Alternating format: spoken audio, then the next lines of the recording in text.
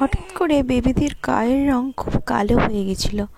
আমি নিজেও বুঝতে পারিনি কেন এত কালো হয়ে গেছিলো, কিন্তু সবাই বলছিল যে এটা নাকি হয়।